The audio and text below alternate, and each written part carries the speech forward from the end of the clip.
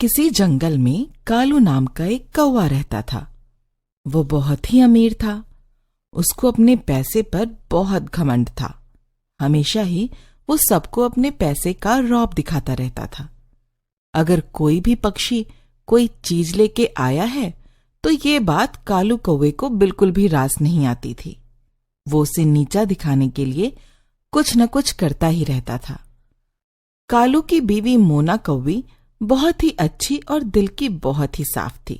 वो हमेशा दूसरों की मदद किया करती थी और अपने पति को समझाती भी थी कि ऐसे मत किया करो।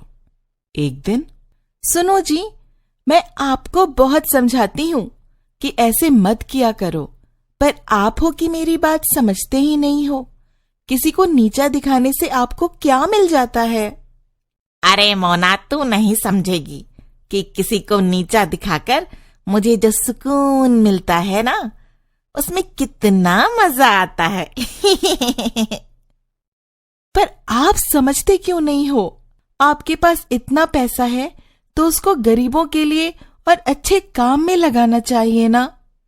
हाँ, मैंने इतनी मेहनत से ये पैसे गरीबों के लिए ही तो कमाए हैं, ताकि मैं ये सारे पैसे इन सब पे दान कर सकूं।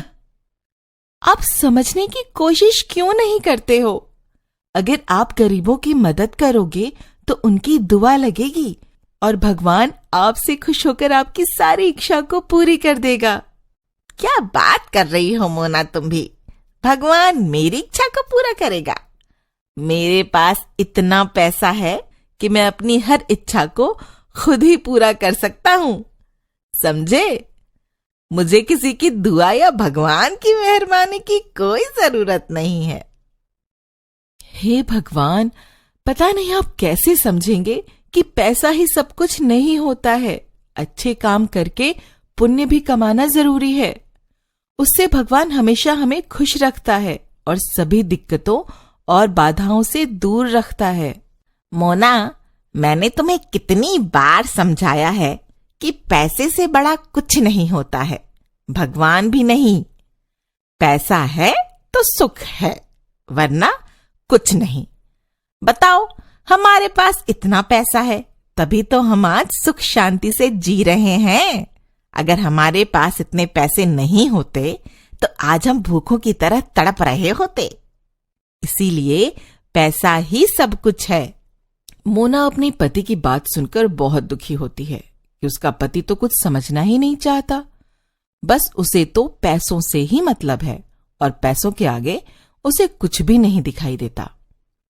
फिर कालू कौवा अपनी फैक्ट्री के लिए निकल जाता है। मोना दिन रात बस यही सोचती रहती है कि कैसे वो अपने पति को सुधार सके, ताकि उसका पति ऐसा कोई गलत काम न करे और दूसरों की मदद करे। मोना इस बात से परेशान होती कि तभी उसके घर पिंकी कोयल आती है और उससे कहती है, अरे मोना बहन, कैसी हो? मैं तो बिल्कुल ठीक हूँ पिंकी, तुम बताओ कैसी हो? आजकल तो दिखाई भी नहीं देती हो, कहाँ रहती हो? बहन, तुम्हें पता है मेरे पति शहर से बाहर रहते हैं और मैं यहाँ अकेली रहती हूँ। हाँ बहन, तुम अपने पति के बिना अकेले कैसी रहती होगी ना? अकेले रहना भी तो मुश्किल काम है ना? बहन, मैं अकेले रहती थी, इसी वजह से मैं अनाथ आश्रम जाती हूँ। मैं उनके साथ रहती हूँ और मेरा उनके साथ मन लगता है। उनके साथ टाइम बिताना मुझे बहुत पसंद है और मेरे पति भी मुझे उन गरीब बच्चों के साथ रहने के लिए ही कहते हैं। मुझे हर महीने पैसे भेजते हैं ताकि मैं उन सभी गरीबों की मदद कर सकूं। मैं उन पैसों से उनको नए नए कपड़े और किताब दिलवाती हूँ। वाह पिंकी बहन, आपके पति तो बहुत समझदार हैं। पता नहीं मेरे पति ही मेरी बात समझते नहीं। मैं उनको कितना समझाती हूँ। क्यों बहन, ऐसा क्या कर दिया कालू भाई साहब ने? क्या ही बताओ पिंकी बहन, मेरी तो एक बात नहीं मानते। हमेशा अपने पैसे की तारीफ करते रहते हैं और अगर उन्हें दिख जाता है कि कोई उनसे ज्यादा महंगी चीज लेकर आया है तो वो उसको नीचा दिखाने के लिए कुछ भी कर सकते हैं। उन्हें ऐसा लगता है कि जैसे सामने वाला उनकी बेइज्जती कर रहा हो। और यही नहीं, बल्कि किसी न किसी को मारते रहेंगे। मोना बहन, जिस दिन तुम माँ बन जाओगी ना और उन्हें एक बच्चा दे दोगी तो वो खुद ही सुधर जाएंगे। ऐसा कोई काम नहीं करेंगे जब वो एक पिता बन जाएंगे, क्योंकि खुद ही उनके ऊपर सारी जिम्मेदारी आ जाएगी और वो खुद सुधर जाएंगे। तुम्हें ऐसा लगता है बहन कि तब वो सुधर जाएंगे? हाँ बहन, जब बाप के ऊपर बेटे का फर्ज पड़ेगा ना तो वो खुद ही ठीक हो जाएंगे। और फिर कुछ साल बीत जाते हैं और मोना माँ बन जाती है। वो एक बच्चे को जन्म देती है जिसका नाम टोनी रखती है। टोनी कौवा अपनी माँ से बहुत प्यार करता है, पर कालू कौवा भी टोनी कौवे से बहुत प्यार करता था। हमेशा उसके लिए कुछ न कुछ लेकर आता था। टोनी कौवा अब धीरे धीरे बड़ा हो रहा था। अब वो अपने दोस्तों के साथ खेलने कूदने के लिए निकल जाया करता था। पापा, पता है आज मेरा दोस्त साइकिल लेके आया था। पापा, मुझे भी एक साइकिल चाहिए। क्या आप मुझे एक साइकिल दिलवाओगे? हाँ बेटा, ये भी कोई पूछने की बात है क्या बेटा? ये सारा पैसा तेरा ही तो है। तुझे अपने लिए जो भी लाना हो बस लेके आ जाया कर, समझा ना? हाँ पापा। ये अब क्या कर रहे हो? टोनी को अभी से बिगाड़ने में लगे हो। अभी से अगर उसे महंगी चीजों की आदत डालोगे तो ये बिगड़ जाएगा। अरे, ये मेरा बच्चा है, समझी ना? और इसकी हर ख्वाहिश को पूरा करना मेरा काम है। इसे जिस चीज की भी जरूरत होगी वो इसे जरूर मिलेगी। आप इसको भी अपनी तरह बनाना चाहते हो क्या? मैं ऐसा बिल्कुल भी नहीं होने दूंगी। मैं इसे आपकी तरह बिल्कुल भी नहीं बनने दूंगी। भला इसमें बुराई ही क्या है? ये मेरा प्यारा बच्चा है और इसकी हर ख्वाहिश को पूरा करना मेरा काम है। तुम चुप रहा करो। तुम्हें कुछ पता भी है? धीरे धीरे कालू का प्यार अपने बेटे टोनी को बिगाड़ता चला गया। उसे जो भी चीज चाहिए होती वो उसे तुरंत ही दिलवा देता था।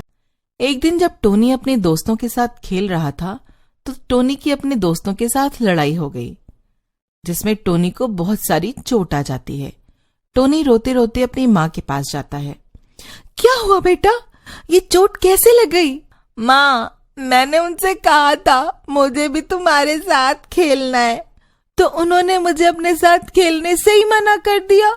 मेरे बहुत मनाने पर भी वो लोग नहीं माने, तो मुझे बहुत गुस्सा आ गया और मैंने ना उनसे लड़ाई कर ली और हाथापाई कर ली।